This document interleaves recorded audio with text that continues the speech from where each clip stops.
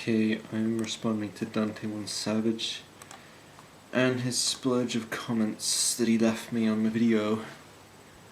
Very few of them related to what I talked about. When they did relate to what I talked about, they more or less just said the same arguments that I had already debunked in the previous video. Anyway, let's get on with it.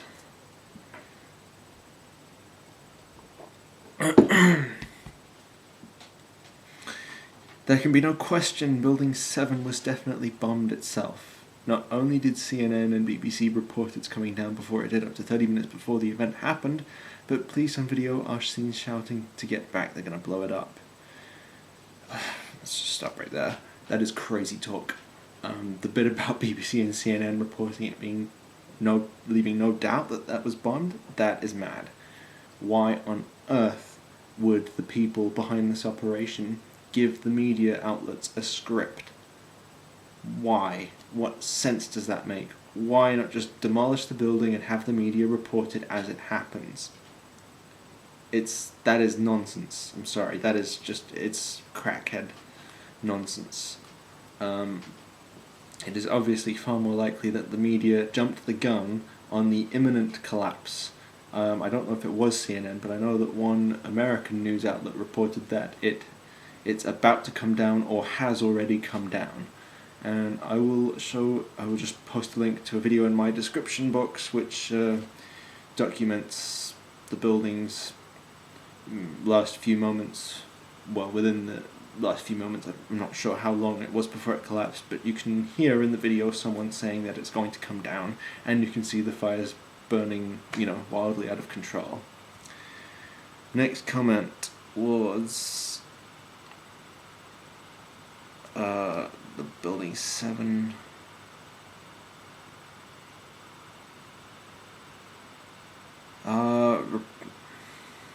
Okay, that's just crap. I'm trying to back up his claim about how the media were involved in this cover-up and deny reporting that event.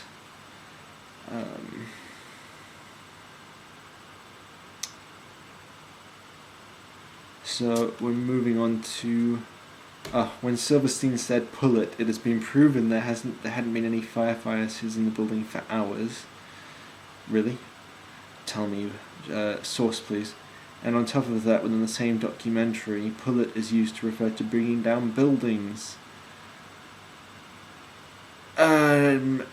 Yes, pull it in the destruction industry or the controlled demolition industry is used to is a term for pulling down pre-weakened structures, and pulling with cables as well, pulling down the last few hinges that are supporting the structure to get it to come down. Pull it is not a term that is used for a controlled demolition on a full structure.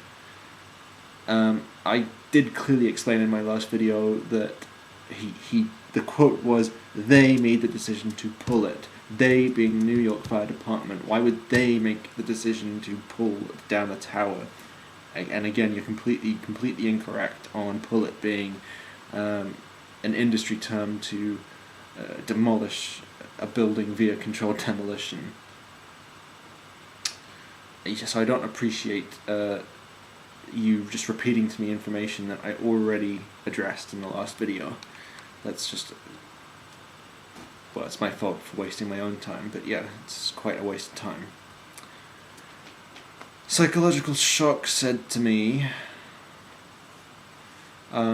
if the towers fell from burning, they would have tipped over, not fallen down vertically. Vertical falls signify explosives, simple as that. It's not simple as that. What's it called?